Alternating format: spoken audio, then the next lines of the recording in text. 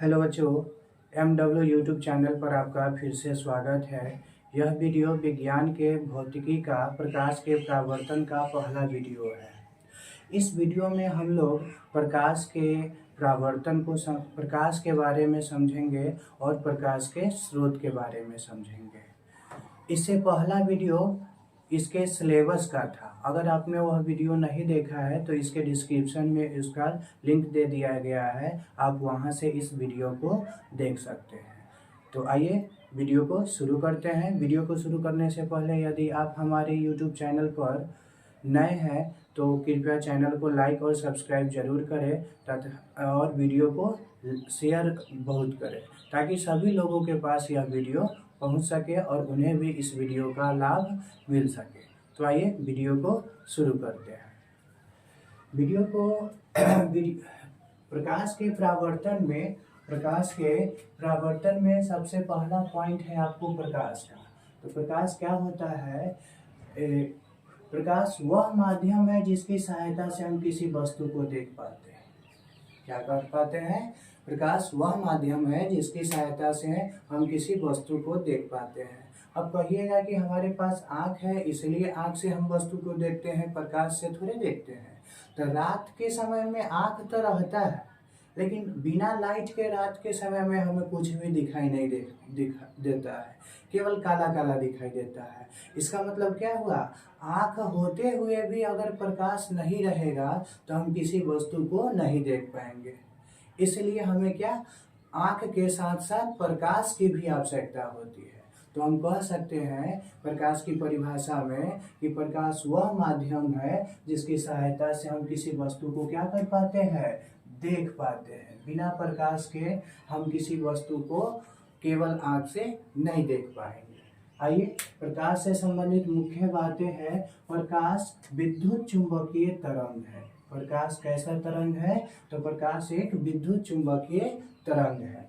उसके बाद अगला पॉइंट है प्रकाश अनुप्रस्थ तरंग है। यानी कि प्रकाश विद्युत चुंबकीय तरंग तो है लेकिन साथ ही साथ प्रकाश अनुप्रस्थ तरंग भी है। प्रकाश की चाल सबसे अधिक निर्वात में होती है। प्रकाश की चाल सबसे अधिक किसमें होती है? निर्वात में होती है। निर्वात मतलब वैसा स्थान जहाँ पे हवा बिल्कुल ना हो। जैसे चांद पर आपको हवा थोड़ा भी नहीं रहता है।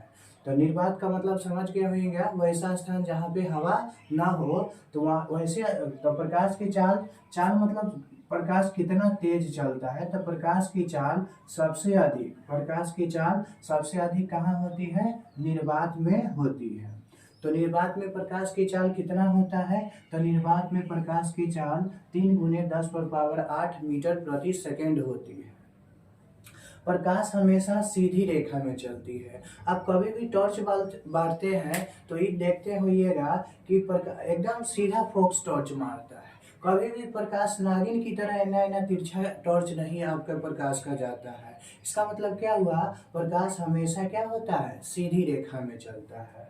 अगला पॉइंट है प्रकाश हमेशा क्या होता है? सीधी रेखा में चलता है। अगला पॉइंट है कि प्रकाश सभी दिशाओं में चलता है। प्रकाश क्या होता है? सभी दिशाओं में। जैसे रूम में बॉल बढ़ रहा है तो केवल जहाँ बॉल है उसी के सामने प्रकाश नहीं फैलता है, पूरे रूम में प्रकाश फैलता है। तो इसका मतलब क्या हुआ कि प्रकाश सीधी रेखा में चलती है और सभी दिशाओं में प्रकाश चलती है। अब प्रकाश एक प्रकार की क्या है? ऊर्जा है। प्रकाश एक प्रकार की क्या है? ऊर्जा है। हाँ, प्रकाश बिल्कुल एक प्रकार की ऊर्जा है। प्रकाश तभी तो हम लोग लैंप और लालटेन में जो केरोसिन तेल डालते हैं यानी मिट्टी का तेल, वो हम जलाते हैं तो फिर प्रकाश देता है। दीप में भी आप तेल डालते हैं तो वो प्रकाश देता है। तो इसका मतलब लालटेन लैंप में रासायनिक ऊर्जा रहता है।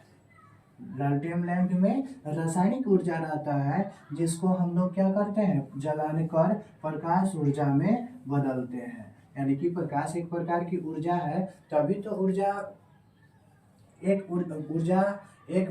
से निकल के दूसरा में बदला गया। उसी तरह बिजली के बल्ब और टॉर्च में विद्युत ऊर्जा रहता है जिसे हम लोग क्या करते हैं? प्रकाश ऊर्जा में बदलते हैं।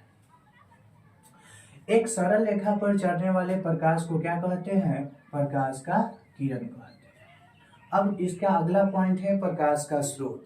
पहले आप स्रोत का मतलब, प्रकाश तो समझ चुके हैं, स्रोत का मतलब समझिए। जैसे आप दूध कहाँ से लाते हैं, तो दूध हमें गाय और भैंस से प्राप्त होती है। तो गाय और भैंस हमें क्या हुआ, दूध का स्रोत हुआ। उसी तरह पानी कहाँ से मिलता है, तो पानी हमें चापाकल से मिलता है। तो चापाकल हमें हमारा पानी का स्रोत हुआ। इसका मतलब हुआ, स्रोत कहने का मतलब जहाँ से जो वस्तु आता है, जो भी वस्तु आता है उसे उसका स्रोत कहा जाता है। तो प्रकाश का स्रोत किसे कहेंगे, जहाँ से प्रकाश आएगा, यानी जहाँ से प्रकाश निकलता है उसे हम लोग क्या कहते हैं, प्रकाश का स्रोत या प्रकाश स्रोत कहते हैं। जैसे सूर्य से प्रकाश आता है, तारा से भी प्रकाश आता है, लेकिन पृथ्वी से तारा इतना ना दूर है कि उसका प्रकाश रास्ते में ही समाप्त हो जाता है, इसलिए हमें पता नहीं चल पाता है कि तारा से प्रकाश आता है।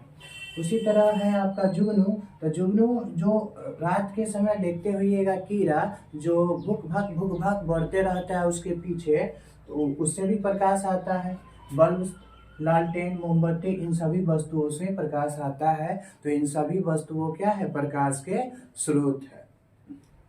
अब प्रकाश के स्रोत मुख्यतः दो प्रकार के होते हैं, एक प्राकृतिक स्रोत और एक मानव निर्मित स्रोत। तो प्राकृतिक स्रोत मतलब जो प्राकृतिक के द्वारा बनाया गया है, जैसे सूर्य, तारा, जुगनू, वो सब, ये सब हमें प्राकृतिक ने दिया है। इन सभी को हम लोग प्रकाश के प्राकृतिक स्रोत पे कहेंगे। और मानव निर्मित स्रोत बल्ब, लालटेन, मोमबत्ती, ट्यूबलाइट, बहुत प्रकार, ये सभी के सभी क्या है, मानव निर्मित प्रकाश के स्रोत है।